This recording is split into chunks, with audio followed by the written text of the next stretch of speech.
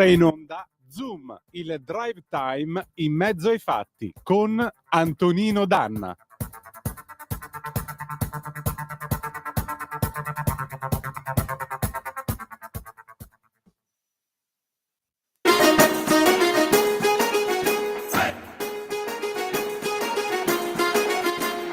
Mamma, stasera non ritorno, ma sicuro finisco in qualche letto, poi dormo. Siamo tutti dei bravi ragazzi, a posto, spaghetti, vino e Padre Nostro, e la gioco da ride.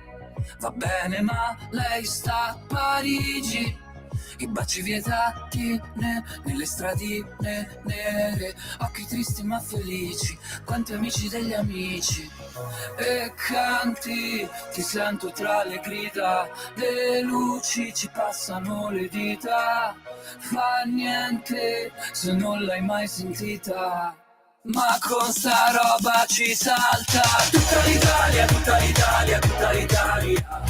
Tutta l'Italia, tutta l'Italia, tutta l'Italia. Lasciateci ballare con un bicchiere in mano. Domani poi ci pentiamo a dirci ti amo. E qui ci sente tutta l'Italia, tutta l'Italia, tutta l'Italia.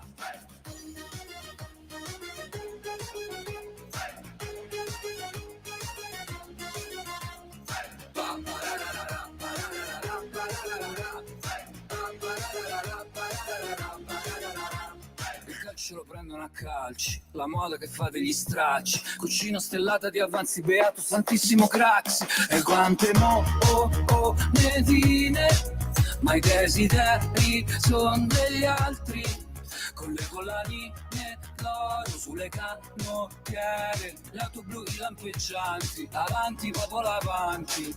E canti, ti sento tra le grida, le luci ci passano le dita. Fa niente, baby, così è la vita. E con sta roba ci salta. Tutta l'Italia, tutta l'Italia, tutta l'Italia. Tutta l'Italia, tutta l'Italia, tutta l'Italia. Lasciateci ballare con un bicchiere in mano. Domani poi ci pentiamo a dirci ti amo. E qui ci sente tutta l'Italia, tutta l'Italia, tutta l'Italia. 1, 2, 3, 4.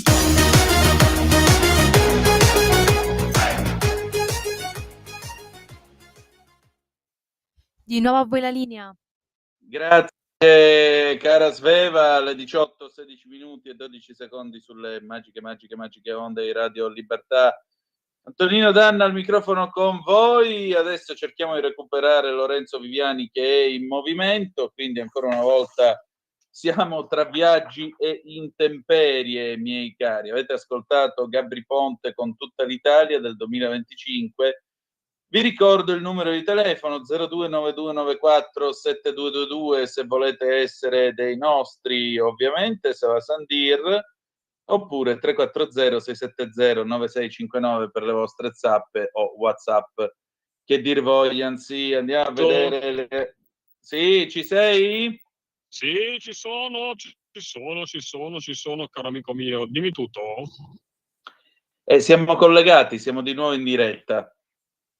Lo so assolutamente. Di cosa stavi parlando? Dato che mi sono collegato adesso, la domanda niente, era quello. Di cosa io stavo salutando, anche perché fra 3 minuti dovremmo avere l'onorevole Marco Dreosto per il cui Parlamento di questa sera e quindi Dreosto è troppo serio, me ne devo andare via. No, ho capito. Non posso stare con Dreosto. Dreosto è troppo serio, dai. Li voglio bene, è un friulano doc, anzi non so se è un friulano o è delle Venezia Giulia. Non ho fatto perché una volta anche in radio che ho partito solamente Friuli, quelli dell'altra parte dell'FVG, mi disse una signora anziana collegata alla radio, mi disse di tutto, mi disse che era giuliana lei. E di Spilimbergo, sponda destra del tagliamento, quindi provincia di Pordenone, quindi allora niente, quindi io ti saluto in anticipo, ti lascio con l'ospite, ti lascio con l'ospite, ci riaggiorniamo la prossima settimana, spero di essere logicamente messo meglio, sempre, poi mi ritrovo sempre là. Senti, mi fai un regalo? Perché momenti ancora che dobbiamo approfondire. Dimmela. Mi fai un regalo? Il 27 di giugno è l'ultima puntata di questa stagione. Facciamola da bordo piscina. Sì. Troviamo una piscina e facciamo Zoom dalla piscina. Perché dalla piscina? Perché sarebbe un finale epico, direi. Va Dei bene, tiri. Sveva, togliete ipotrope di mano da Antonino o no? Sarebbe bellissimo, tipo il video di Tropicana degli UM. Fare veramente una puntata in piscina con il... No, ma quando mai, per carità, no. Siamo di altre parrocchie noi altri. No, l'idea si potrebbe fare perché sta cosa. Perché non ti piace niente proprio. Ultimamente hai messo su un po' di cellulite, quindi non sai com'è. La fiamma è spenta o accesa. Dopo questo delirio delle 18 e 19 minuti, ritorna serio perché adesso devi interloquire con un senatore o un deputato, non mi ricordo se è un senatore Un deputato. No, è un senatore, che cavolo allora. sto dicendo? È un senatore, il senatore Marco Dreosto. E allora di cosa parliamo? Mica di pizza e fichi. Quindi buona intervista, ci sentiamo la prossima settimana. Ciao a tutti! Grazie, ciao Lorenzo. Allora, bella gente, noi continuiamo la nostra trasmissione. Mamma mia, che botta di caldo che ha fatto oggi pomeriggio, ragazzi, veramente da paura. Sì, Sveva, chiama per favore il senatore Dreosto, in modo tale che così tra qualche minuto saremo in collegamento con lui per qui Parlamento, anche perché con lui parleremo dell'informativa di Tajani e sentiremo un po' che cosa ha detto stasera il buon Tajani e in particolare quali sono i punti, ecco, di riflessione sul suo intervento. Nel frattempo voglio dare un'occhiatina alle agenzie, c'è l'ANSA che dice Garlasco, ecco qua un'altra puntata di questa telenovela, la Procura Generale di Milano chiede la revoca della semilibertà per Alberto Stasi. Punto stampa d'Astana, Meloni sui femminicidi, niente appelli, io ci sono, difficoltà a capire il disagio giovanile. De Luca, la ragazza di Afragola fidanzata a 12 anni, non so, ecco, io veramente, ragazzi, e soprattutto gentili ragazze da 0 a oltre i 99 anni. Ora, io stamattina vi ho letto un'agenzia, no, non era un'agenzia, un servizio sui giornali. Il povero De Luca stava facendo una, come possiamo dire, una chiacchierata con una influencer e De Luca ha detto una cosa del più grande buonsenso possibile. Cioè De Luca ha detto: io non so se si possa ritenere, diciamo così, accettabile che una bambina di 12 anni si possa fidanzare. La risposta del milieu di sinistra, prima gli ha risposto come si chiama, la influencer, la quale le ha detto che non era quello il punto, ma il punto era l'omicidio. E poi qualche comico tipo Paolo Chessissoglu, che sulla sua pagina Instagram scrive che le parole di De Luca sono parole da nonno anni 50, perché secondo lui è normale che una di 12 anni che ancora gioca con la bambola si mette con uno di quasi 17, se per lui è normale. Comunque, qui Parlamento. Qui Parlamento. Senatore Dreosto, buonasera e ben trovato. Buonasera, grazie, un caro saluto a tutti gli amici di Radio Libertà. Lorenzo Viviani ha detto che siccome lei è persona troppo seria lui scappava, quindi sappia che le riferisco questo dell'individuo che c'era prima di lei. Vabbè, poi, se ne facciamo una ragione. Ecco, quindi, senta, com'è andata questa informativa del ministro Tajani? Quali sono stati i temi toccati dal ministro? Ma sostanzialmente il tema era evidentemente la crisi umanitaria che abbiamo in questo momento a Gaza. E il ministro Tajani era stato convocato dalle opposizioni che da tempo chiedevano un'informativa, e il ministro, devo dire la verità, con solerzia è venuto in Parlamento a parlarne. È chiaro che si tratta di un tema estremamente delicato, in un momento storico, in un contesto geopolitico complicatissimo, dove la verità è molto complessa da leggere, e quindi il ministro era chiamato sostanzialmente a riferire in merito a quello che è il posizionamento del governo italiano di fronte alla situazione estremamente drammatica che si sta vivendo ormai da troppo tempo sulla striscia di Gaza.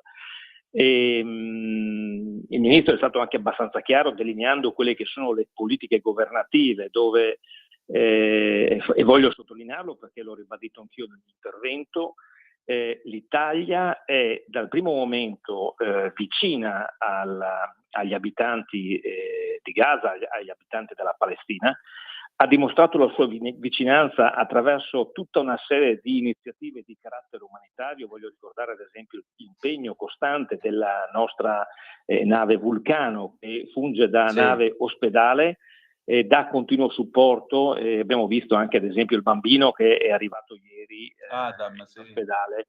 Esatto, il bambino Adam è purtroppo l'unico sopravvissuto dei figli di questa famiglia. Ma non solo, l'Italia è addirittura promotrice dell'iniziativa Food for Gaza, che evidentemente vuole portare aiuti alla popolazione di Gaza. È chiaro che a fronte di una situazione che per noi è assolutamente inaccettabile, quindi il massacro che è stato compiuto da Hamas il 7 di ottobre, dove per noi Hamas è un'organizzazione terroristica che ha evidentemente come proprio scopo quello dell'eliminazione in particolare dei cittadini di Israele, quindi degli ebrei comunemente detti, e per noi questa è una cosa assolutamente intollerabile e inconcepibile. È chiaro che la reazione particolarmente importante sostenuta da Netanyahu sta creando in questo momento un frangente davvero drammatico con troppe vittime, e sappiamo che in qualsiasi contenzioso, in qualsiasi guerra, in qualsiasi situazione, gli ultimi a doverci rimettere devono essere i civili. Noi combattiamo i terroristi, combattiamo i militari avversari quando siamo in combattimento, ma i civili fanno parte di un modus operandi, di una convenzione internazionale e di una morale per la quale non devono essere toccati. Sappiamo che la posizione del governo di Netanyahu è particolarmente intransigente. L'obiettivo era quello di eliminare completamente Hamas dalla Palestina e anche evidentemente da tutti i territori in cui è presente. È chiaro che la situazione, io dico, probabilmente è assolutamente sfuggita di mano, perché se da un lato comprendiamo la drammaticità del 7 di ottobre e condanniamo fortemente quello che c'è stato, perché dall'altro evidentemente la reazione è sicuramente importante e sta causando tanti morti, che è quello praticamente che questa strumentalizzazione, se di strumentalizzazione si possa parlare, vada poi a ritorcersi sugli ebrei che ci sono nel mondo, che ci sono in Europa, che ci sono in Italia, perché io ritengo che bisogna fare una distinzione molto netta sempre da quelli che sono i governi che governano in quel momento storico e da quella che è la popolazione, anche nel caso di Israele. E quindi le responsabilità, ove venissero accertate le responsabilità di Netanyahu, queste non devono mai ricadere sulla popolazione israeliana, che ha già vissuto un olocausto, e quindi per noi un esempio che assolutamente non è da ripetere. E purtroppo le manifestazioni che sono pro-Palestina, io non sono uno di quelli che condanna chi espone una bandiera della Palestina, perché ritengo che non sia quello un reato. Io condanno evidentemente chi brucia le bandiere di Israele, chi insemina l'antisemitismo, chi si pone contro non in quanto diciamo oggettivamente rispetto ad una situazione drammatica come quella di Gaza, dei palestinesi, ma proprio per fare diciamo mettere in campo una posizione antisemita. Questa è la nostra preoccupazione e evidentemente io l'ho sottolineato nel mio discorso, sottolineando anche come il nostro paese abbia nettamente chiesto al governo israeliano di interrompere i combattimenti, di aprire i corridoi umanitari, di assolutamente non prendere minimamente in considerazione l'ipotesi di un trasferimento di massa degli abitanti della Palestina e di continuo sostegno in termini di aiuti umanitari ma anche di carattere sanitario. Quella della Lega, quella del governo ci sembra una posizione molto chiara. È anche vero che la situazione è talmente complessa, è talmente ingarbugliata che purtroppo può dare adito sia a speculazioni ma anche ad infiltrazioni di qualsiasi tipo. Certo, immagino. Senta, senatore, siamo in chiusura. Quali saranno ora i suoi prossimi impegni? Ma allora, in questo momento abbiamo in arrivo al Senato i decreti sicurezza che sono stati approvati alla Camera e che quindi dovranno essere affrontati al più presto al Senato per diventare poi legge dello Stato e dare risposte concrete ai cittadini nostri, ai nostri concittadini, perché questi sono decreti che andranno a contrastare la criminalità, andranno a contrastare l'abusivismo, andranno soprattutto di coloro che vogliono impossessarsi di case di altre persone, andranno a contrastare tutte quelle posizioni che in questo periodo storico purtroppo stanno causando una grande preoccupazione nei nostri cittadini che si sentono molto molto molto insicuri. E questa è una prima iniziativa che noi porteremo avanti. Poi presto ci sarà, e qui devo dirlo, andrò a Strasburgo perché ci sarà il Consiglio d'Europa e lì dobbiamo portare avanti un'altra battaglia, perché avete visto nei giorni scorsi che il Consiglio d'Europa, in particolare la Commissione che si occupa degli aspetti legati al razzismo, ha detto che bisogna fare delle indagini particolari sulle forze armate del nostro paese perché sembra che possano fare delle profilazioni razziali rispetto alle persone. Allora guardi, io dico una cosa, la voglio sottolineare, io penso che non ci sia uno Stato ospitale soprattutto aperto e inclusivo come il nostro paese, che non ci siano da altre parti del mondo forze dell'ordine che abbiano la sensibilità nell'affrontare anche i problemi più gravi come quelle che hanno i nostri militari e le nostre forze dell'ordine, la nostra polizia e i nostri carabinieri. Quindi non prendiamo lezioni da nessuno e sono arrivato sinceramente, glielo dico, guardi, perché non mi vergogno di queste cose, di dire questa cosa. Io sono al Consiglio d'Europa, l'Assemblea parlamentare del Consiglio d'Europa, se il Consiglio d'Europa, se l'Assemblea parlamentare del Consiglio d'Europa, un carrozzone deve occuparsi di queste cose, forse è meglio che gli Stati, anche l'Italia, risparmi i suoi soldi e li dia magari per altre esigenze per i nostri cittadini, piuttosto che partecipare a grandi assemblee che hanno solo parole che si trasformano poi in parole d'odio nei confronti dei nostri cittadini, dei nostri paesi e dei nostri territori. Questa è una posizione forte, però dobbiamo essere anche chiari, non possiamo accettare che qualcuno metta in discussione la serietà, l'onestà, la buona fede, la capacità, la professionalità di forze armate e forze dell'ordine del nostro paese che vanno in giro ad insegnare civiltà in tutto il mondo. Molto bene, siamo d'accordo. Allora, senatore, grazie del suo tempo e al piacere di risentirci presto. Grazie, un caro saluto a tutti gli ascoltatori di Radio Libertà. Di nuovo, buonasera, pausa e poi Franco Battiato, l'era del cinghiale bianco 1979, a tra poco. Qui Parlamento. Stai ascoltando Radio Libertà. la tua voce libera, senza filtri né censura. La tua radio.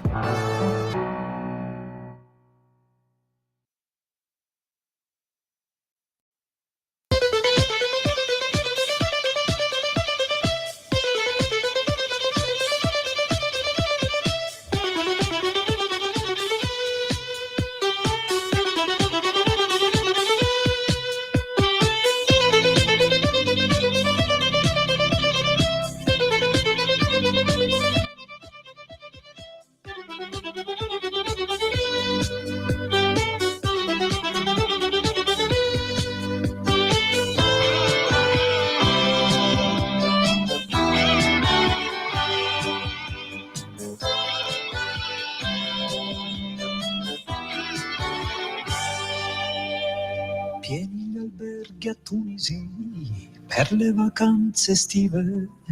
A volte un temporale non ci faceva uscire. Un uomo di una certa età mi offriva spesso sigarette turche, ma spero che ritorni presto l'era del cinghiale bianco. Spero che ritorni presto l'era del cinghiale bianco.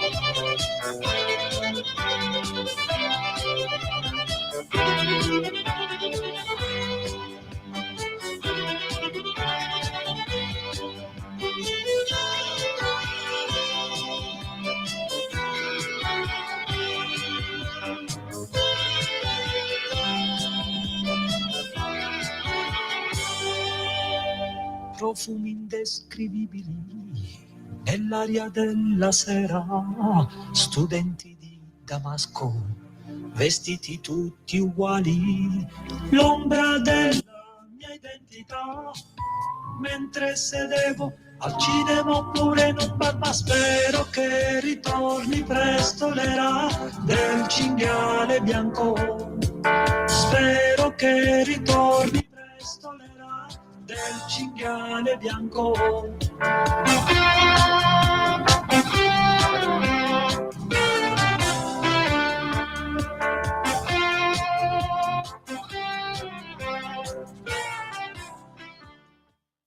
Di nuovo a te la linea, Antonino. Grazie Sveva, alle 18:35 minuti in questo momento sulle magiche onde di Radio Libertà. Il violino di Giusto Pio, la voce di Franco Battiato, tutto questo per l'era del cinghiale bianco del 1979. E allora adesso andiamo in Israele, dove Giancarlo Gioielli fa con noi il punto della situazione. Il collega Giancarlo da lungo tempo si occupa della questione medio orientale, è già stato nostro gratitissimo ospite e ha un po' di cose da chiarire anche sul rapporto tra Hamas e il governo di Tel Aviv. State a sentire che cosa ci siamo detti. Vai pure Sveva. Allora, io stasera ho il piacere di ritrovare un collega di grande valore che è un grande conoscitore della questione israelo-palestinese, con un curriculum di ampio prestigio, ed è l'amico e collega Giancarlo Gioielli, che voglio ringraziare per il tempo e per la disponibilità. Giancarlo, ma a che punto è la notte tra Israele e Gaza? Cioè Israele che dice sì a un accordo, dateci 10 ostaggi vivi e altri 18 morti, dopodiché vi diamo 2 mesi di, come si dice, di tregua. Hamas che dice no, non se ne parla nemmeno. Ma fino a quando dovrà durare sta guerra? Allora, questo mi sembra un gioco delle parti che va avanti ormai da moltissimo tempo, nel senso che è chiaro che Netanyahu vuole portare a casa gli ostaggi, e questo è un punto che ha sempre avuto, ma vuole anche annullare la possibilità che Gaza possa ricostruire, che Hamas possa riprendere il pieno controllo di Gaza, possa ripartire con gli attacchi. Sostanzialmente non si fida. Hamas sa benissimo che una volta restituiti gli ostaggi vivi o morti, a questo punto Israele non ha più nessun tipo di freno nell'attacco. È un fatto che questa guerra, che dura ormai da 600 giorni, cioè praticamente da 2 anni, con bombardamenti continui eccetera, allora ha fatto, secondo le stime di Hamas, 50.000 morti, di cui metà sarebbero guerriglieri, metà sarebbero civili, sempre stando alle fonti del Ministero della Sanità di Hamas, e non abbiamo altri tipi di conferme, diciamo così, neutrali. Certamente i morti sono tanti, sono migliaia, sono decine di migliaia, quanti nessuno sa dirlo, quanti civili, quanti guerriglieri, quanti terroristi. Certo. Perché il termine è questo, Hamas è stata definita terrorista da più organizzazioni, che se qualcuno pochi giorni fa ha detto che il fatto che qualcuno compia atti terroristici non lo qualifica come terrorista. Interessante. Sì, un'altra dirigente dell'ONU, ma questo quindi Totò Riina, che faceva atti mafiosi, potrebbe non essere stato un mafioso? Per estensione, se la logica è quella, può essere anche quella, ma io non voglio polemizzare su questo, anche perché francamente la tragedia è talmente grande che non vale la pena prestarsi a strumentalizzazioni politiche che pure evidentemente ci sono. A che punto è la notte? La buonanotte è una notte strana, perché se in 600 giorni di bombardamenti pesanti, ripeto, di ingresso dell'esercito israeliano a Gaza, ed è un esercito ben armato che ha avuto più di 600 morti, questo diciamocelo, più di 600 morti, Gaza è ancora in piedi nel senso che Hamas è ancora forte, è ancora in grado di contrastare, tira ancora razzi, controlla pezzi di territorio. Quindi mi domando che tipo di guerra è stata in questi 2 anni. Ricordiamo che le guerre mondiali sono durate 4-5 anni al massimo, ci sono milioni di morti. Allora sono paragoni, diciamo così, assurdi e anche poco umani, dire ma come solo 50.000 è un numero enorme, ma anche 1.000 è un numero, ma anche 1 è un numero enorme. Però certo è un po' strano che in 2 anni di bombardamenti così intensivi, a fronte delle guerre che ci sono state nello scorso secolo, o anche soltanto della guerra che è in corso in fondo da un periodo non molto diverso in Ucraina, dove ci sono centinaia di migliaia di morti, le cifre non tornano, i dati non tornano. È difficile, se si parte da questo dato, dare un quadro preciso. Certamente un punto c'è: la guerra va avanti e ogni volta che viene proposto un piano di pace con la mediazione prima dei paesi arabi, poi addirittura del Qatar, che è il grande finanziatore di Hamas, ma proprio per questo poteva fare pressione su Hamas, poi degli Stati Uniti, e poi queste trattative si arenano sempre, nel senso che ogni volta o è Hamas o è Israele che dice no perché poi il punto è sempre quello: liberate gli ostaggi, e se liberiamo gli ostaggi ci distruggete, nessuno si fida dell'altro, ma poi liberate gli ostaggi. L'ultima liberazione degli ostaggi durante la tregua di novembre e gennaio si era tramutata in un orribile show da parte di Hamas, questo va detto, con l'attestato, con una cosa terrificante che ha esacerbato gli animi. D'altra parte ci sono i parenti degli ostaggi che chiedono disperatamente a Netanyahu di trattare, di liberarli, dicendo: abbiamo liberato 1.100 prigionieri palestinesi, tra cui Yahya Sinwar, il leader di Hamas, che ha organizzato il massacro del 7 ottobre per un soldato, Gilad Shalit, nel 2016. Perché non sospendiamo, perché non cerchiamo di salvare chi è possibile? È vero che durante la tregua furono liberati più di 100 ostaggi, è l'unico momento in cui si è arrivata a qualcosa. La domanda è: ma Israele ha voglia di fermarsi? Sa che se si ferma comunque Hamas ha la possibilità di comunque riorganizzarsi, perché comunque le armi passano, le armi arrivano, nonostante le distruzioni, l'immensa quantità di tunnel scavata sotto Gaza c'è. Israele lo sa bene perché anche questo va detto: dal 2007 fino al 2023 Hamas ha operato a Gaza praticamente indisturbata, a parte certi momenti, scambi di razzi, di bombe di al massimo una settimana, ma i governi israeliani hanno lasciato che entrassero i fondi dal Qatar per Hamas, che entrassero i fondi internazionali, venissero requisiti da gruppi legati ad Hamas per organizzare le armi, perché tutti questi razzi continuano ad essere lanciati ancora oggi, seppure in forma, diciamo così, ridotta, ma comunque quello che è successo e la potenzialità di fuoco che possiede Hamas non nasce dal niente, non nasce sicuramente dalle provviste di cibo che sono entrate. È stato ammesso dai servizi di intelligence israeliani, qui i leader i capi si sono dimessi dall'intelligence militare, che è stato sottovalutato a Israele il pericolo di Hamas. Perché? Perché volevano in questo modo indebolire l'autorità nazionale palestinese, che era stata sconfitta da Hamas nel 2007, e quindi pensando che Hamas potesse essere controllata attraverso i finanziamenti. E si sa, il dato, parlavo ieri con un amico di cui non posso fare il nome, che vive a Gaza, il quale fa parte di un'organizzazione internazionale, una fonte sicuramente affidabile, il quale poi mi ha fatto parlare con un fornaio, il quale mi ha detto: allora, primo, chi aveva i soldi, c'era parecchia gente che i soldi ce li aveva, cioè la vera leadership di Hamas, se n'è andata.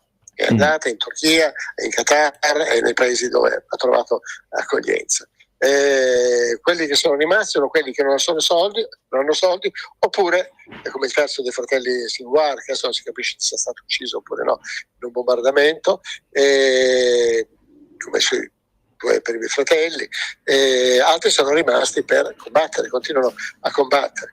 Altri ancora requisiscono gli aiuti che arrivano. Questo è il motivo per cui erano stati chiusi da Israele l'afflusso dei camion, tra cui 15 camion italiani su 70 del programma Food for Gaza, appoggiato dal World Food Program, il PAM, il programma alimentare mondiale. Attenzione, non l'UNRWA che Israele diciamo così, accusa di connivenze pesanti, e in parte sono stati ammessi dalla stessa UNRWA con Hamas. Insomma, è un po' un pasticcio, ma insomma questi camion sono stati bloccati perché ormai quello che manca è il cibo, ma quello che manca è anche il combustibile, per cui in tutti i modi i forni cercano di alimentarsi. Quando arriva la farina, l'acqua inquinata, ci sono questi assalti ai forni di manzoniana memoria, di cui abbiamo visto in questi giorni un po' di immagini, e che forse, come dire, di cui si è parlato molto meno, perché ovviamente i bombardamenti, i bambini morti che ci sono stati, scudi umani di Hamas, obiettivi di Israele, e questo è una questione ancora tutta aperta. Sicuramente ognuno può farsi un'idea, ma la guerra, diciamo così, del pane è un'altra guerra parallela che non fa morti immediati. Certo, si è spettacolarizzata con gli assalti ai forni.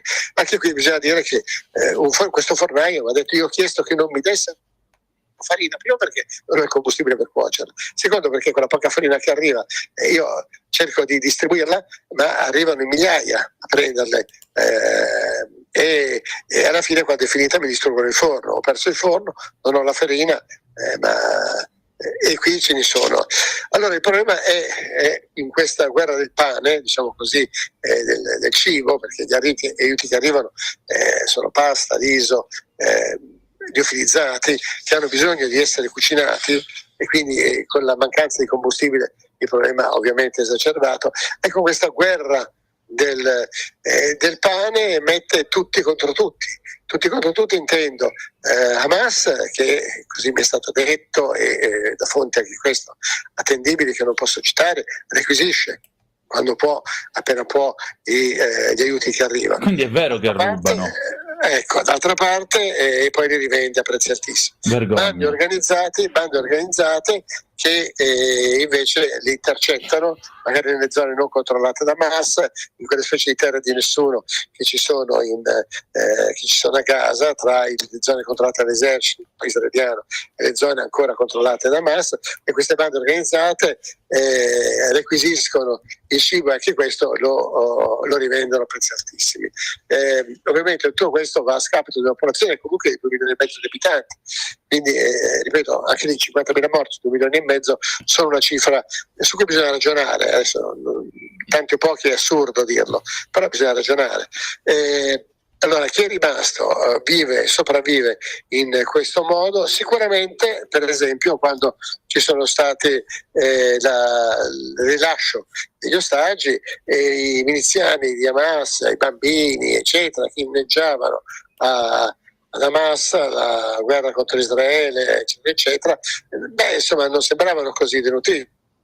Di segno che sicuramente c'è chi muore di fame, c'è chi sicuramente invece questo problema non ce l'ha, il cibo gli arriva, perché può comprarlo, perché gli viene dato, perché fa parte del clan giusto, questo è un altro punto.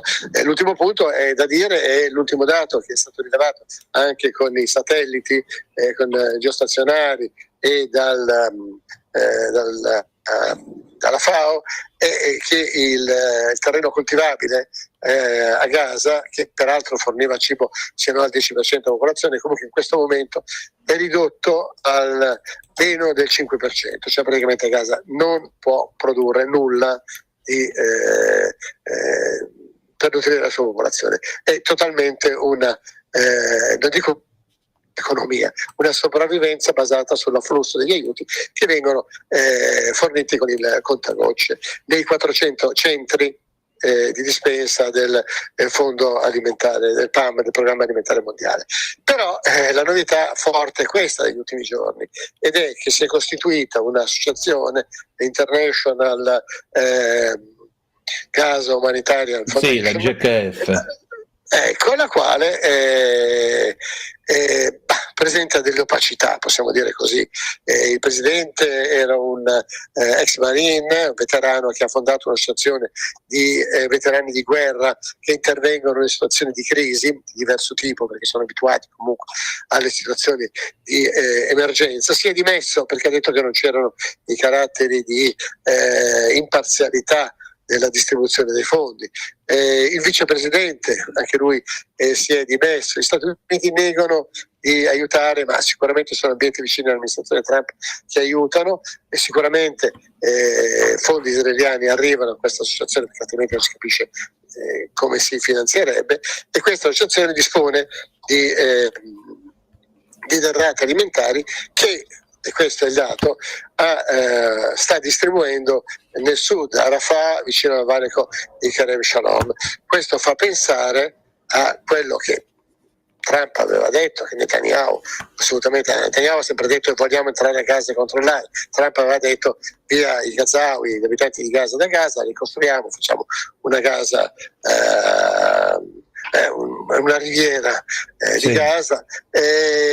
Questo fa pensare ad una strategia che ovviamente Israele nega, perché dice noi non usiamo la fame come arma di guerra, perché questo sarebbe un crimine di guerra grave, però una strategia per costringere la popolazione a spostarsi sempre più a sud, perché è il luogo dove viene distribuito il cibo, e lì a sud stanno formando delle grandi tendopoli proprio a ridosso del valico di Rafah e quello di Kerem Shalom, cioè gli ingressi in Egitto.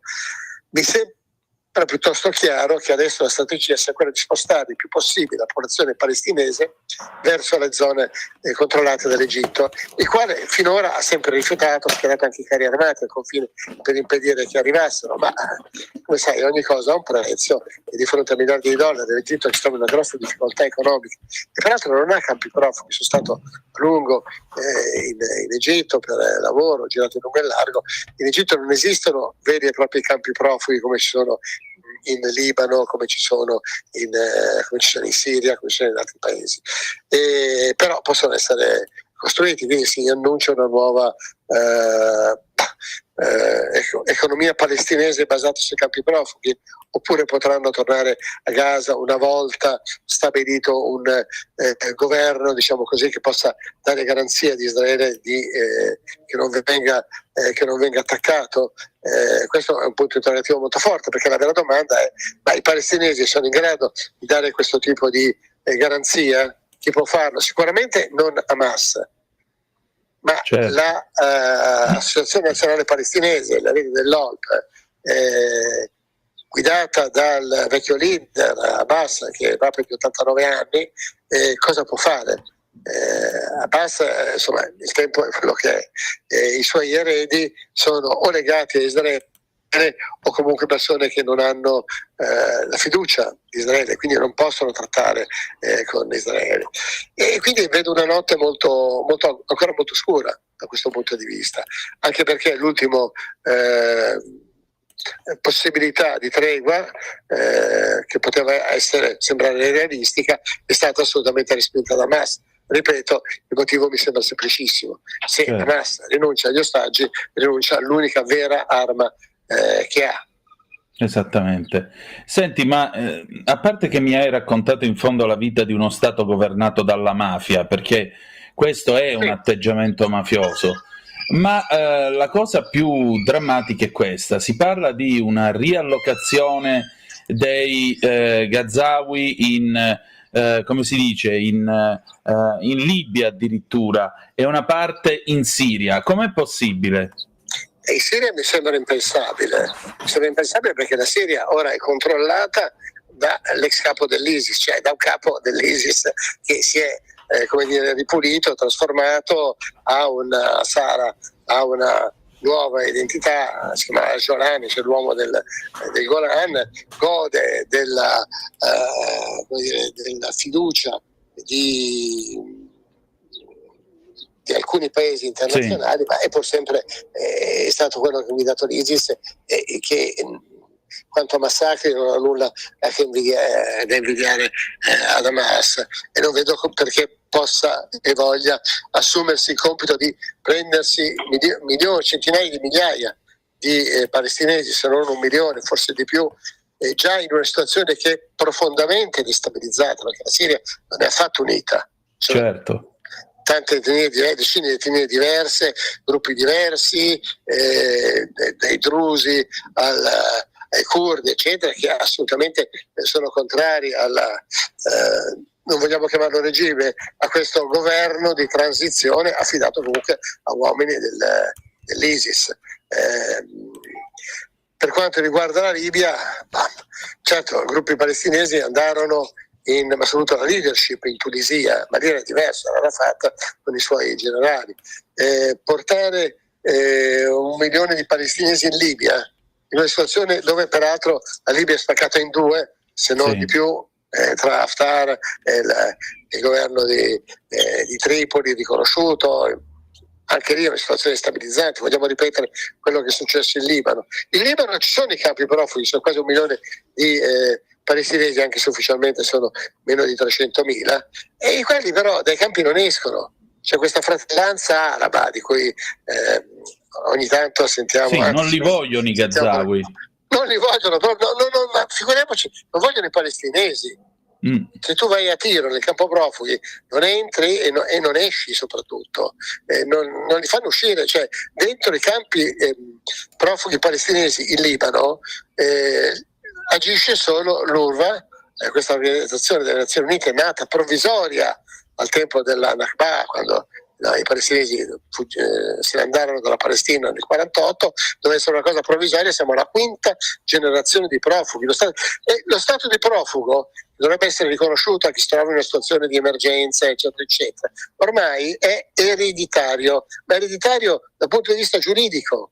Si nasce profughi, si eredita lo status di profugo e quindi il diritto ad avere nella cartina per prendere da mangiare, le scuole, i sussidi, eccetera.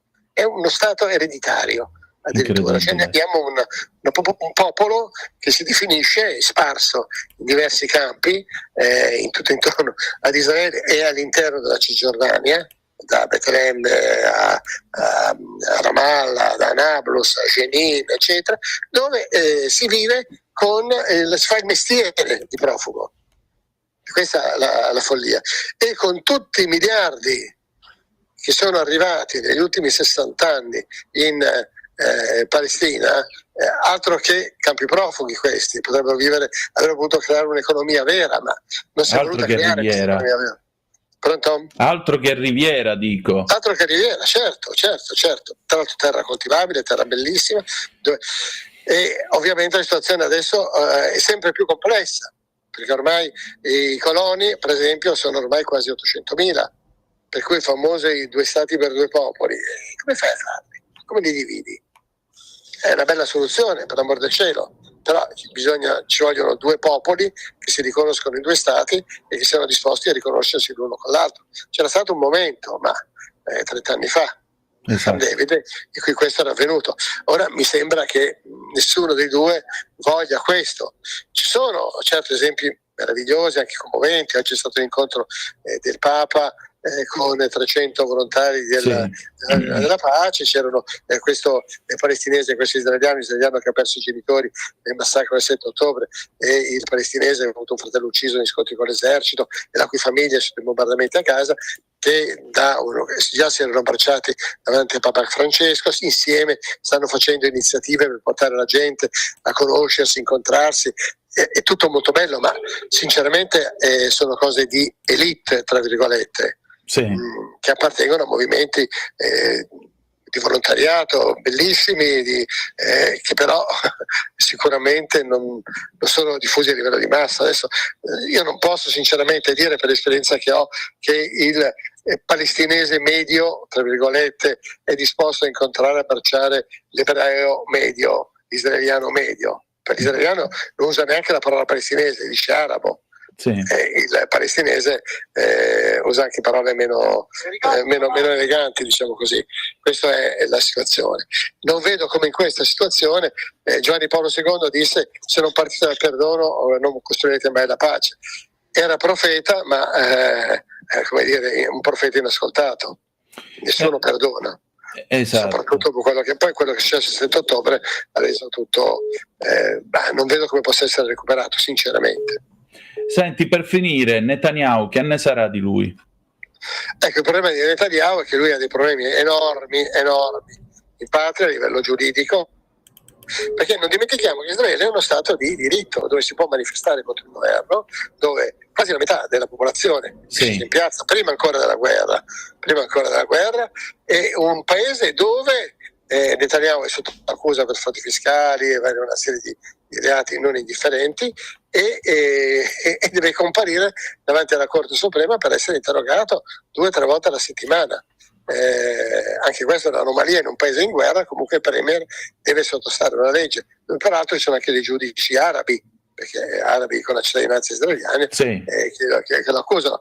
E Netanyahu in questo momento chiaramente non è contestabile come primo ministro, in quanto c'è una guerra in corso, ma sicuramente in grosse difficoltà per le accuse che gli sono state rivolte dai vertici israeliani, ricordiamolo, di aver permesso la crescita di Hamas, quello che si diceva prima, per le accuse che gli vengono rivolte dalla magistratura israeliana di frodi fiscali, peculato e cose di questo tipo.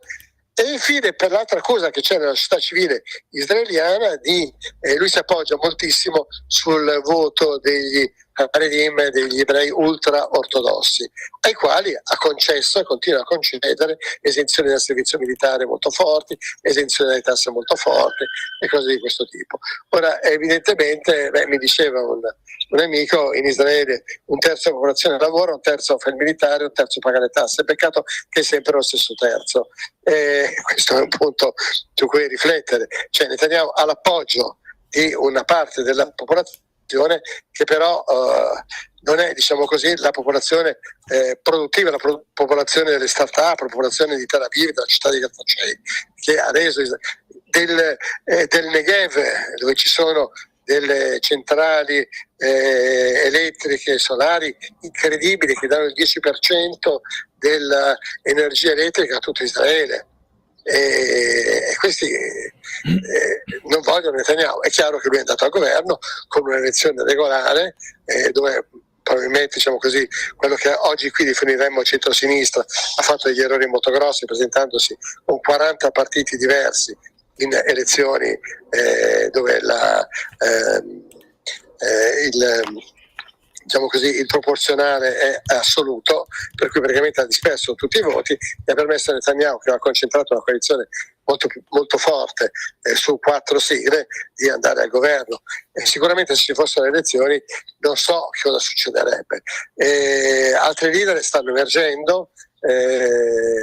Certamente Netanyahu sta cercando di tenere la situazione comunque nell'emergenza, perché nell'emergenza è forte, sa muoversi. Del resto è significativo che anche il governo italiano, che sicuramente non può essere accusato di essere anti-israeliano, o anzi che è un governo che è sempre stato è molto amico di Israele e ha sempre favorito delle grandi cooperazioni a livello economico tra i nostri due paesi, universitari, eccetera, eccetera, ha sempre difeso gli israeliani, ma gli ebrei, perché bisogna pur dirlo, c'è questo problema dell'antisemitismo che comunque sta crescendo in Europa. Il governo italiano ha sempre difeso e combattuto queste cose nelle università italiane, penso a Torino, penso a Roma La Sapienza, eccetera. Il governo italiano ufficialmente ha detto Netanyahu, adesso però ti devi fermare perché dobbiamo comunque trovare un punto di intesa e di dialogo. Quale sia questo punto è difficile dirlo. Certamente l'emergenza alimentare potrebbe essere l'occasione per far entrare aiuti di tipo diverso, nel senso che siano controllati da una forza multinazionale veramente indipendente, neutrale, diciamo così, in cui l'Italia potrebbe avere un ruolo. Non dico mandare i nostri soldati a Gaza, però devo dire che in Libano fecero un ottimo lavoro i nostri soldati. Sì, nell'82, sì. E soprattutto nel 2006.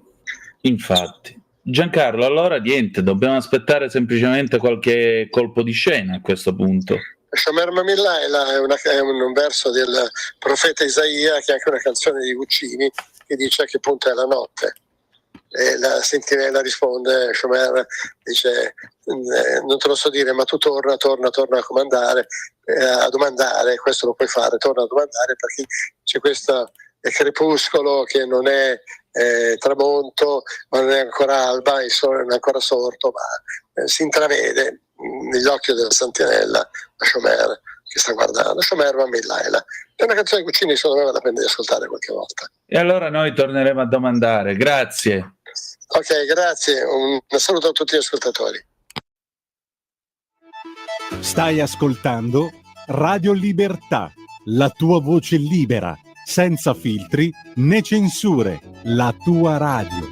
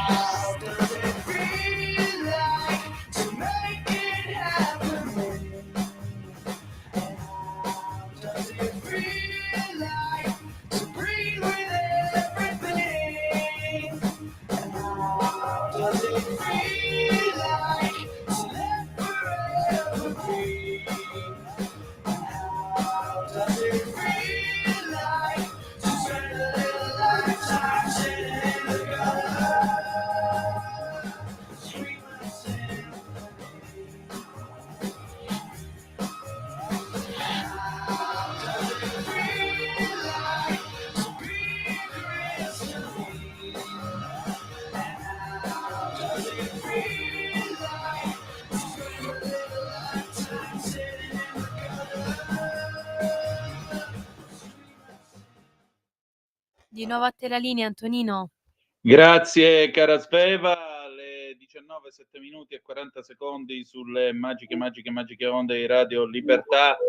Antonino Danna al microfono con voi, ma al telefono ci ha raggiunto lui, signore e signori, il mitico Ale Musella. Ciao Ale! Già, vediamo se stavolta ce la facciamo. Buonasera a tutti. Siamo ottimisti. Senti, allora, design, cultura pop, arte, a che punto siamo? Allora, riprendiamo, sai, ogni tanto parlare della cultura pop non è male, no? Pop arte, diciamo, perché sennò poi sul pop ci si può dilungare su musica e quant'altro, quando invece parliamo appunto di arte. E tu sai benissimo cosa penso, amo Andy Warhol, quantomeno per la sua creatività, non tanto per la sua bravura artistica, perché paradossalmente ho sempre detto non è in grado, cioè basta guardare i gatti che ha disegnato negli anni 60, ha fatto un libro raccontando appunto i suoi gatti, per cui non era sicuramente Picasso nel disegnare, però lui dobbiamo tantissimo perché è stato un grandissimo creativo. Un grandissimo creativo significa anche un art director, ricordiamoci sempre che lui ha avuto la sua prima occasione che poi l'ha lanciato nel mondo dell'arte, te lo ricordi, no? Grazie a questo famoso scarafaggio, perché lui si andò a fare un colloquio questa famosissima rivista Arbor Magazine, e la direttrice dell'epoca, dopo aver visto le sue cartelle, disse, stava per dire le faremo sapere, no? Classica frase, sì. E nel momento in cui lui richiuse le cartelle uscì uno scarafaggio. Lei capì che aveva bisogno di lavorare e da qui iniziò la carriera di Andy Warhol. Solo per questo risulta affascinante, se poi dopo pensi a quello che è diventato. Come no? Questo piccolo preambolo perché io sono stufo di vedere i giovani legati alla New Pop, perché poi New Pop è un movimento che riprende inevitabilmente le caratteristiche principali del pop, cioè riconoscibilità del soggetto, colori abbastanza accesi e nella New Pop riferimento a artisti della pop, per cui come Haring, come lo stesso Magritte è entrato dalla porta di servizio nel concetto di pop. Però se tu un concetto di pop per cui il colore o anche soltanto lavorare con le serigrafie o avere quel tipo di creatività lo riporti agli anni 60 ha un suo valore. Quando tu pensi di essere innovativo e fai esattamente la stessa cosa oggi nel 2025 magari usando il computer, di cosa stiamo parlando? Cioè, ci deve essere un'innovazione, una sperimentazione, un concetto dietro, no? Come ti ho sempre detto anche della street art. Adesso io sono veramente esausto di continuare a vedere questi street artist che lavorano con gli stencil, spesso e volentieri, perché sono molto più facili, perché in alcuni casi ci sono dei street artist che sono capaci di disegnare, per cui hanno poi scelto di lavorare in un'altra maniera. Però, come tu sai, per me nel momento in cui dimostri di fare una cosa e poi scegli di fare altro, chapeau. Molti invece partono per fare altro perché non sanno fare altro, che è un attimo diverso, capito? Non è una scelta. Ora, lo stencil nella street art è nato proprio per la velocità, perché ricordiamoci che il concetto di street è fuori legge, per cui il concetto di utilizzare le pareti, i muri della città per riuscire a dare per riuscire a informare o per dare il proprio messaggio era nato proprio perché era contro tendenza, perché non volevano dargli spazio, perché comunque le gallerie non volevano raccontare quello che avevano da raccontare questi artisti, per cui aveva senso perché usavano come tele le pareti della città. Capisci da bene che quando tu prendi queste tele e questi graffiti, chiamiamoli così, e poi li porti in galleria, già e li vendi a un prezzo anche molto alto, perdi in automatico il valore iniziale del concetto di street art. Non è più qualcosa controcorrente o di protesta, anzi è entrato nel sistema arte. Allora, questo per dirti che gli stencil venivano utilizzati perché era molto più veloce, perché se tu ti metti a dipingere una parete il rischio di essere beccato dalla polizia è alto. Se tu ci metti 40 secondi a utilizzare lo stencil e a lasciare il tuo messaggio, capisci che diventa tutto molto più veloce. Da qui, per esempio, adesso a Bansky è uscito un altro suo, dopo tanto che sembrava che fosse sopito, in questi giorni è uscito un altro suo stencil, un altro suo messaggio su un muro. Anche su questo la gente deve comprendere che Banksy non esiste, nel senso ha un nome, si pensa che sia, ok, si pensa di sapere chi sia. Ora già concettualmente il fatto che tu faccia parte del sistema arte e per cui le tue opere vengano vendute a milioni di euro e dichiari di non esistere o di non avere una tua identità fisica è un po' una presa per il sedere, perché la fattura la devi fare, quei soldi a chi vanno? In beneficenza, non penso. Per cui già quello è un concetto completamente diverso rispetto a voglio rimanere nascosto perché non voglio far sapere chi sono. Se tu lo fai perché hai dei messaggi da dire e da scrivere sulle pareti e quello è il tuo mestiere, puoi diventare lo Zorro della situazione. Ma se tu vai in galleria e vendi le tue opere a un milione di euro, capisci che non puoi neanche pensare di rimanere sconosciuto. Uno. Chiaro. Due, e per cui molti ce l'avranno con me nel momento in cui parlo di questa cosa qua, è una crew Banksy, cioè lui magari può avere l'idea e dopodiché non è che sia lui che si sposta in tutto il mondo, ha delle persone per cui dice oggi vado in Israele, oggi voglio fare questo in Moldavia, domani lo voglio fare. Allora hanno scelto poi con dei contratti di esclusiva e di riservatezza vari personaggi nelle parti del mondo dove poi gli si dice come stampare lo stencil e poi vanno. Per cui l'idea è che qualcuno possa pensare prima o poi becco Banksy che sta disegnando alla parete, scordatevela, perché non lo farà mai, forse non l'ha neanche mai fatto. Infatti c'è sempre questa idea, un po' l'Elena Ferrante dell'arte, perché nessuno sa chi sia Elena Ferrante, l'autrice appunto dell'Amica Geniale, e così nessuno sa chi sia Banksy. Ma però te l'ho detto, è un nessuno relativo, perché comunque la fatturazione arriva, cioè quando entri nel sistema arte tu paghi, cioè comunque non puoi vendere in nero, capisci? Per cui già solo per quello, come ti ho detto prima, tu puoi rimanere come la Ferrante e non far sapere chi sei piuttosto che, ma nel momento in cui ti dai un prezzo, ti dai una realtà fiscale, cioè, a quel punto addirittura se hai creato una società è ancora peggio, perché tu che dovresti essere il paladino delle persone che non riescono ad esprimersi e per cui tu riesci a farli ragionare lavorando sulle pareti delle città, e invece sei uno che deve avere la tua società, fatturare, sei un personaggio fiscale, per cui tutto, cioè, lo Zorro che hai voluto essere non lo sei. Perché non è così, cioè nel senso è inutile che ci stiamo a raccontare la rava e la fava. Io Banksy ormai lo conosco da tanto, cioè, anche perché trattando di arte non l'ho mai stimato, perché o quantomeno capisco soprattutto le prime cose che ha fatto che avevano un loro valore, dopodiché adesso è uno dei tanti e che è famoso tanto quanto gli altri. Ti ho fatto un esempio una volta: se tu prendi 5 street artist e li metti uno a fianco all'altro non riconosci la differenza tra uno e l'altro. È vero. Per cui già questo ti fa pensare che cosa vuol dire, che cosa mi trasmetti. Allora diventa arte decorativa sotto questo punto di vista, e allora l'arte decorativa non ha senso, o quantomeno non deve entrare in galleria, vai in un negozio di design e la compri. Mentre invece l'arte deve sempre avere un pensiero dietro. E oggi invece, tornando allo street ma anche alla new pop, io che scrivo testi e per cui comunque che vedo gli artisti e quant'altro, faccio fatica perché alcune volte non hanno proprio lavorano graficamente, cioè è bello da vedere, va bene. Allora non è un pezzo d'arte. L'arte non deve essere bella da vedere, deve essere bella da sentire, da percepire, il che significa che deve avere un contenuto, altrimenti ti fermi alla pura estetica. E oggi purtroppo stiamo andando sempre più verso l'estetica e meno verso il contenuto.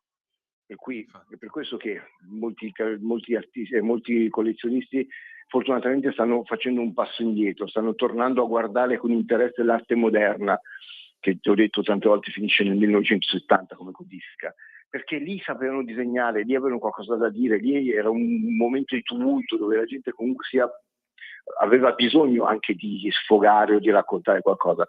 Oggi sembra che tutti vogliono raccontare qualcosa e alla fine nessuno racconta niente. Perché basti pensare alle guerre che stiamo adesso subendo. Io non vedo un artista, a parte la gente in piazza, che deve andare in piazza per rompere le balle a destra e a sinistra, poi hanno ragione, io non mi metto a discutere su questo, ma io non vedo un artista, a parte qualche anche qua, qualche street artist. È morto il Papa, si sono tutti scatenati a fare Papa Francesco. E beh, che significato hai? Non è estetica quella? Infatti. Non sappiamo chi era? Che cosa volevi dimostrare? Paradossalmente lo street artist invece doveva essere quello che, se non era d'accordo con Papa Francesco, doveva avere il coraggio di metterlo sul muro. Non sono d'accordo sulle sue idee sulla pedofilia, che ne so, oppure su il matrimonio gay. Allora quello aveva un senso, andare contro qualcosa perché non te lo fanno dire ufficialmente. Invece no, morte un Papa, via. Diventa l'icona principale di chi sale sul treno semplicemente per farsi dire che bravo o che bello quello che fai. Non è arte quella, non è arte. Infatti. Non ha assolutamente senso, sono pienamente d'accordo con te. Sono pienamente d'accordo con te. L'arte deve dire qualcosa, deve fare qualcosa. Se no non ha, cioè è soltanto cortigianeria. Ma di cortigiani ne abbiamo avuti, e erano molto più bravi, avevano come mecenati i papi, ma erano anche capaci di dire no ai papi. Uno di questi è stato Michelangelo. Non mi pare che ci sia in giro un altro Michelangelo. No, poi attenzione, adesso quando associano, io dico sempre, no, anche gli scultori, ovviamente anche Michelangelo, anche Canova avevano gli scalpellini che gli davano una mano, perché non era possibile, soprattutto all'epoca, creare 20 opere in un anno, perché non lo fai adesso, figurati all'epoca che devi usare soltanto lo scalpello e l'olio di gomito.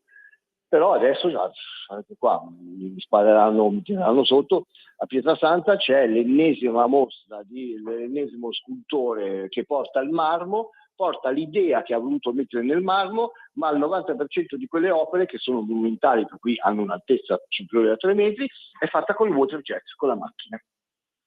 Allora capisci che stai vendendo come sempre l'idea, che poi l'idea di che cosa?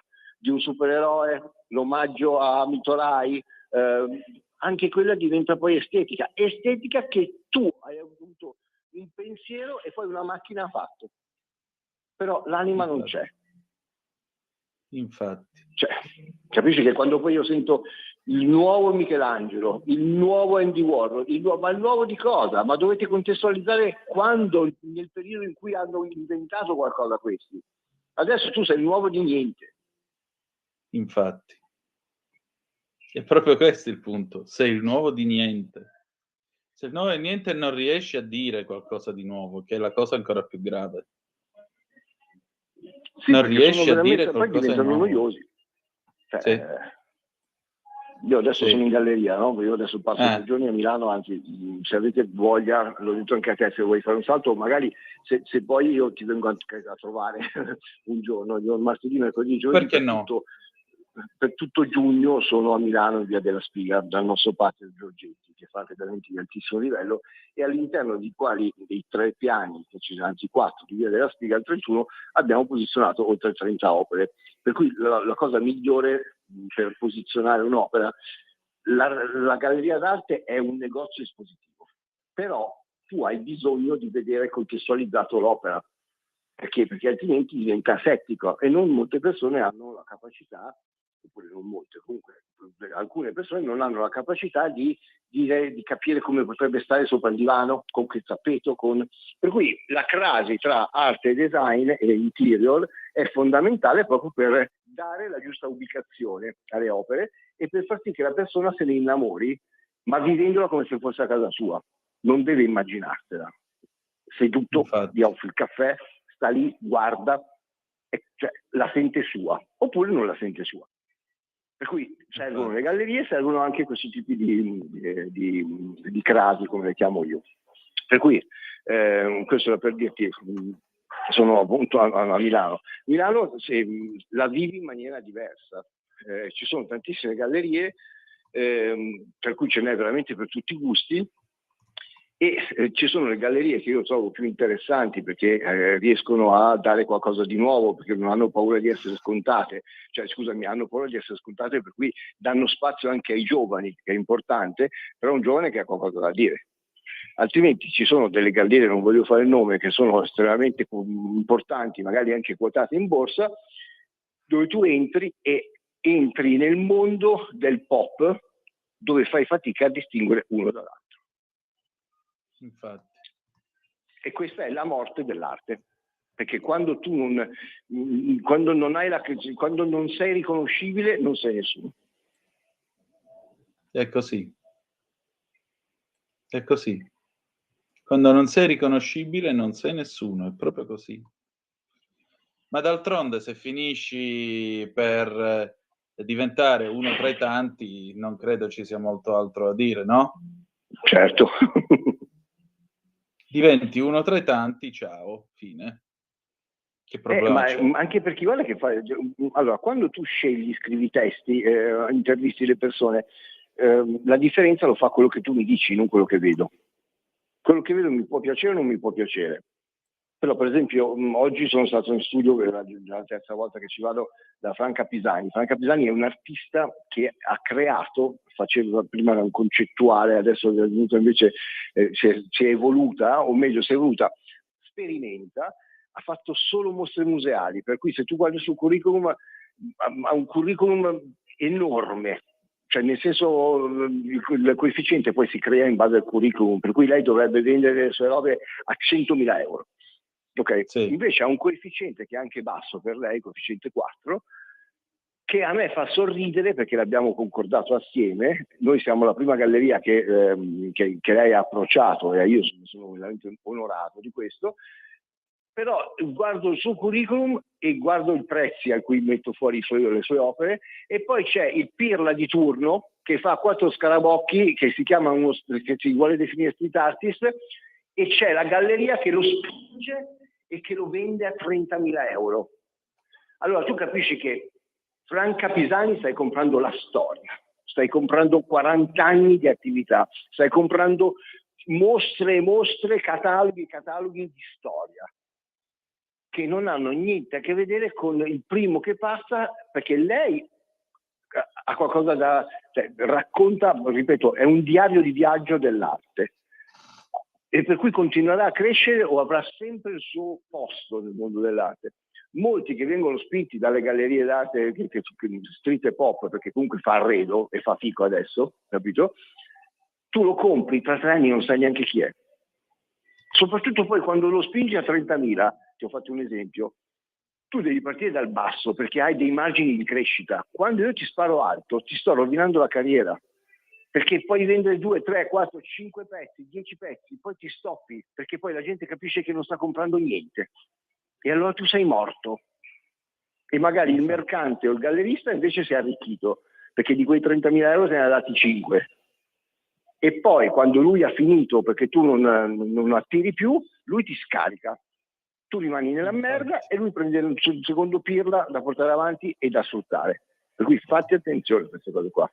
Soprattutto quando vi fanno credere di essere il novello Bansky o il novello Basquiat. Non è così facile, non vi lasciate lusingare e non vi lasciate usare. Sono pienamente d'accordo, pienamente d'accordo. Senti, questa settimana chi è l'artista di cui ti sei occupato? Allora devo ripetermi, io sono innamorato dei lavori di Franca Pisani. Ti faccio solo un esempio.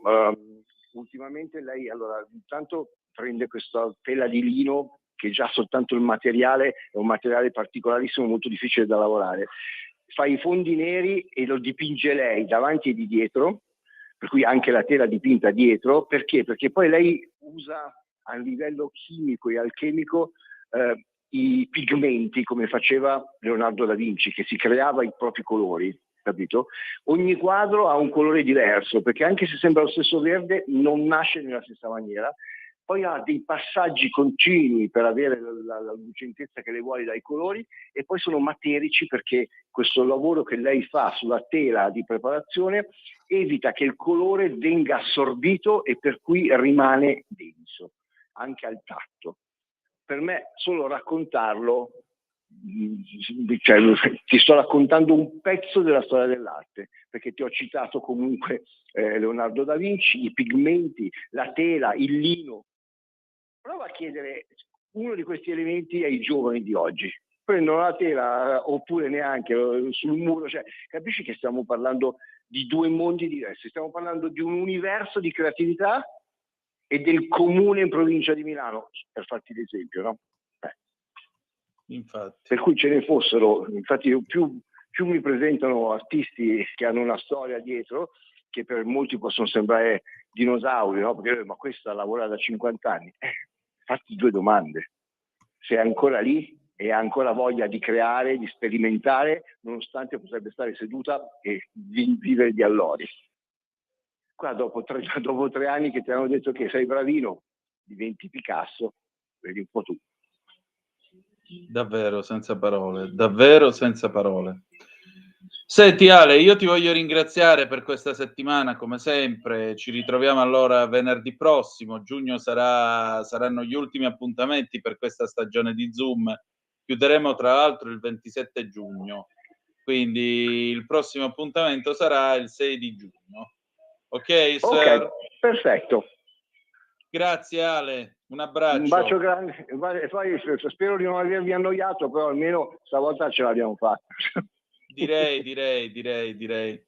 La prossima volta no, poi te la chiedo in privato, una valutazione delle foto che ti ho mandato, poi ne parliamo. Va bene, Vabbè. ok, va bene. Grazie. Un abbraccio. Ciao Antonino. Ciao.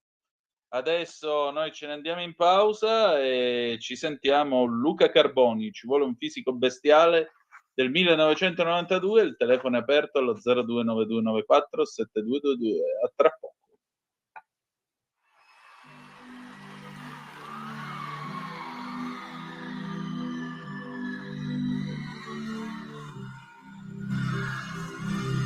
Ci vuole un fisico speciale per fare quello che ti pare, perché di solito a nessuno vai bene così come sei. Tu che cercavi comprensione, sai, ti trovi lì in competizione, sai. Ci vuole un fisico bestiale per resistere agli urti della vita, a quel che leggi sul giornale e certe volte anche alla sfida. Ci vuole un fisico bestiale senza anche per bere e per fumare. Ci vuole un fisico bestiale perché siamo sempre ad un incrocio, sinistra, destra oppure dritto, il fatto è che è sempre un rischio. Non ci vuole un attimo di pazienza, di fare quello che ci piace, come dicono i proverbi, e lo dice anche tu. Mente sana e corpo sano, e adesso sono convinto che non ci vuole molto allenamento per stare dritti contro il vento.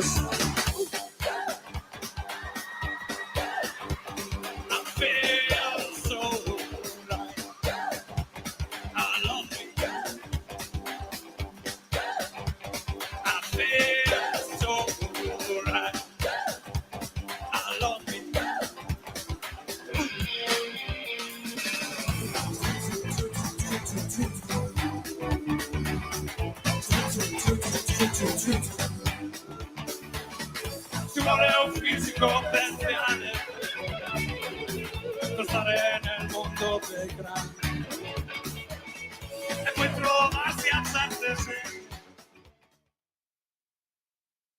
Di nuovo a te la linea, Antonino. Grazie cara Sveva. Allora, alle 19:32 minuti e 20 secondi, il telefono è aperto 0292947222. Se avete voglia di dire la vostra e se avete voglia di intervenire, insomma, commentando quello che succede, il telefono è aperto da questo momento, fate come meglio credete. Le notizie sulle agenzie, l'ANSA, a Cagliari svolta nell'inchiesta sulla morte di Emanuela Murgia, indagato l'ex fidanzato. Ancora Garlasco, la Procura Generale di Milano chiede la revoca della semilibertà per Alberto Stasi. La Meloni sui femminicidi, niente appelli, io ci sono. Difficoltà a capire il disagio giovanile. Ancora il femminicidio, Alessia Tucci confessa: Martina ha rifiutato il mio abbraccio, l'ho colpita alle spalle. L'opera di Laika, Ilaria Alpi, Miran Hrovatin, un murale li ricorda alla RAI. La Caritas, la cittadinanza in tempi congrui, riconosce dignità. Non è una questione di dignità, è una questione di integrazione, per cui non è una questione di dignità assolutamente. Si tratta di rispetto del paese in cui sei venuto a vivere, che è un'altra cosa. Se tu rispetti il paese nel quale sei venuto a vivere, ti vuoi integrare, allora sei benvenuto. E la questione della dignità non si pone nemmeno. Ma se tu vieni qui e non sai o non vuoi integrarti, se anzi vieni qui per imporre determinate cose, e lì allora non è una questione di dignità, è una questione di imposizione, e l'imposizione non è gradita. Questo è il punto. Però attenzione, dignità, calma. Prima c'è da discutere del rispetto e dell'integrazione in un paese. Anche perché se hai scelto di venire qua vuol dire che a casa tua non ci stavi così bene. Se non ci stavi così bene, vieni qua, comportati bene. Questo è quanto, molto semplicemente. Bene. Andiamo adesso a vedere che cosa succede nell'orbe terracqueo. Vediamo un po' la BBC che cosa ci dice.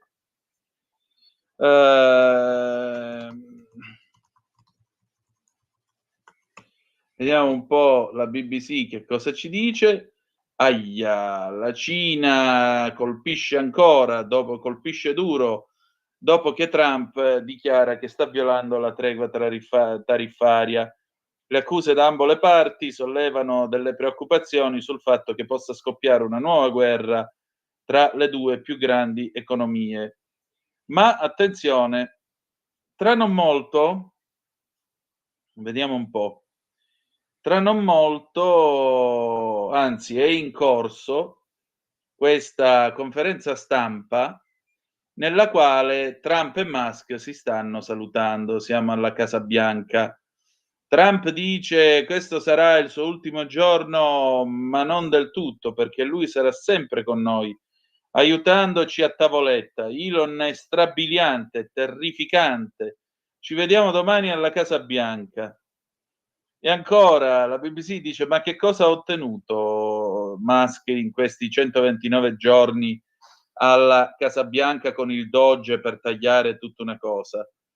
Mentre la presenza di Musk nel governo americano è durata meno di 4 mesi, il suo lavoro col Doge ha sostanzialmente fermato, ha sostanzialmente intaccato il governo federale, ed ha avuto un impatto non soltanto nei corridoi del potere a Washington, ma anche nel mondo. Oltre a utilizzare una sega a motore per tagliare la spesa federale e tagliare qualcosa come 260.000 impieghi dalla forza lavoro federale, Alcuni osservatori hanno riconosciuto a Musk di essere riuscito a spingere la Casa Bianca ancora di più verso un mondo, verso una visione mondiale basata sul concetto di America First, e soprattutto ha portato la disinformazione nell'ufficio Ovale.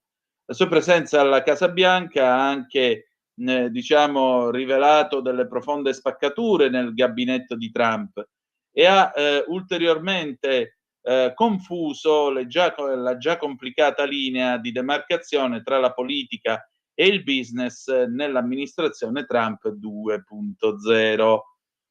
Tra l'altro, sempre la BBC fa un'analisi e dice: guardate che i tagli che ha fatto Musk non sono nient'altro che 1/10 di quello che lui si era fissato. Pensate che attualmente hanno risparmiato solo 175 miliardi di dollari contro 2 triliardi di dollari, cioè praticamente niente. La Casa Bianca appunto sta aspettando la presenza di Musk per fare questo momento di saluto, per ringraziarlo, e poi ça va sans dire, ognuno prenderà la sua strada. Trump comunque saluta facendo ponti d'oro all'uscente Elon. D'altronde, diciamoci una cosa, questi erano due galli nel pollaio che non potevano, diciamo così, coesistere assieme, perché o sarebbero arrivati allo scontro oppure uno dei due avrebbe dovuto mollare. Alla fine qualcuno ha mollato. E allora, insomma, non è una cosa facile, però anche qui diciamo che dopo quasi 6 mesi di amministrazione Trump possiamo cominciare a tirare fuori, a trarre qualche risultato e a trarre qualche conclusione. Certo, tagliare 2 trilioni di dollari, alla fine ne hai tagliati 175 miliardi, insomma, vast programma, avrebbe detto il generale De Gaulle, però ce n'è ancora da fare, questa è la cosa più interessante di questa vicenda. La seconda cosa che io dico è la figura, diciamo, la personalità di Musk, che ha agito spesso e volentieri come una sorta di co-presidente degli Stati Uniti, e questo per un personaggio con un ego smisurato come Donald Trump, detto Taco, è chiaro che non può essere assolutamente accettato. Anche qui ci sarà molto da discutere sul rapporto che i due hanno realmente avuto nel periodo in cui hanno lavorato assieme alla Casa Bianca. Finisce quindi l'era Musk alla White House, e in particolare nel finire quest'epoca Musk alla White House si sono fatte le 19:40 minuti e 27 secondi. Vedremo adesso se i soliti radical chic accetteranno di tornare a comprare auto Tesla, perché il povero Musk, tra l'altro, è stato crocifisso da tutti questi vari pensatori che gli hanno dato addosso, perché sostanzialmente, siccome si era alleato col demonio in persona, allora la Tesla era una Nazi car, un'auto nazista, niente di meno. A proposito, c'è un'ultima ora che è uscita mentre stava parlando l'amico Giancarlo Gioielli, come sempre informatissimo e preparato sul tema della questione medio orientale. Batte l'ANSA: gli assassini di Hamas saranno costretti a scegliere, accettare i termini dell'accordo Witkoff sugli ostaggi oppure essere annientati. È l'avvertimento ad Hamas del ministro della difesa israeliana Israel Katz su X. L'IDF, cioè l'esercito di Israele, continua la sua attività a Gaza colpendo e smantellando gli avamposti di Hamas, evacuando la popolazione da ogni zona di combattimento, attaccando l'area su una scala senza precedenti per proteggere i nostri soldati in preparazione dell'ingresso delle forze, precisa Katz. Quindi l'offerta ancora è quella: o 10 vivi, 10 ostaggi vivi e 18 morti su 58, quindi in questo caso a quel punto ne resterebbero ancora 30 oggetto di negoziazione, e non sappiamo, o meglio, si ritiene che di vivi ce ne siano ancora una ventina su 58, quindi questa sarebbe la penultima possibilità di accordo, dopodiché ci sarà l'ultimo accordo, quindi gli ultimi 10 vivi e i restanti cadaveri da restituire a Israele, e poi finito tutto questo Hamas dovrà per forza accettare se deporre le armi, arrendersi, oppure anche qui è da vedere che cosa accadrà. Certo, il quadro che ha dipinto il nostro Giancarlo è un quadro davvero inquietante a tinte fosche. Sostanzialmente è uno Stato governato da una mafia, oltre che terrorista e stragista, da una mafia che si chiama Hamas, né più né meno. E guardate che cosa fa.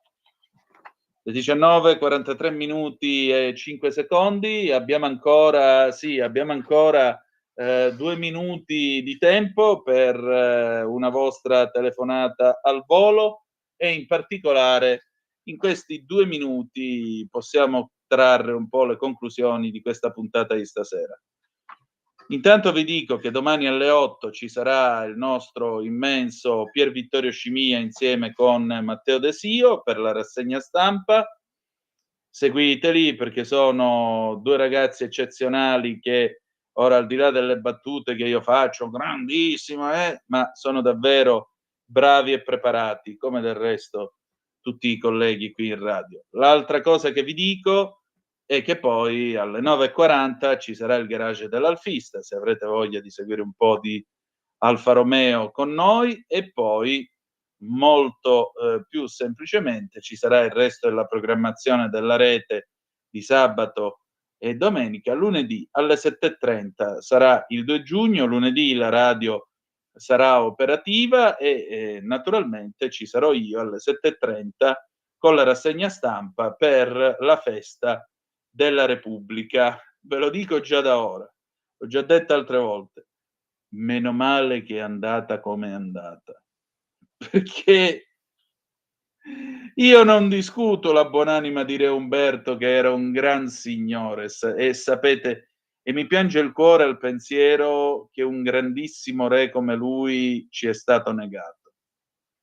Ma se penso a tutto ciò che è successo dopo di lui, 2 giugno tutta la vita. Va bene, grazie a tutti, io vi saluto, ci salutiamo con Rino Gaetano, Ma il cielo è sempre più blu, del 1975. Grazie per essere stati con noi e ricordate che the best is yet to come, il meglio deve ancora venire. Vi ha parlato Antonino Danna, buonasera.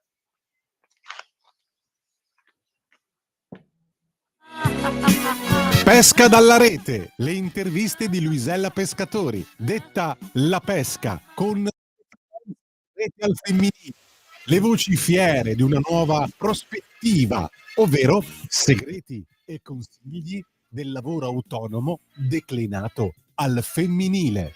Ogni mercoledì alle 15:30 su Radio Libertà, la tua radio.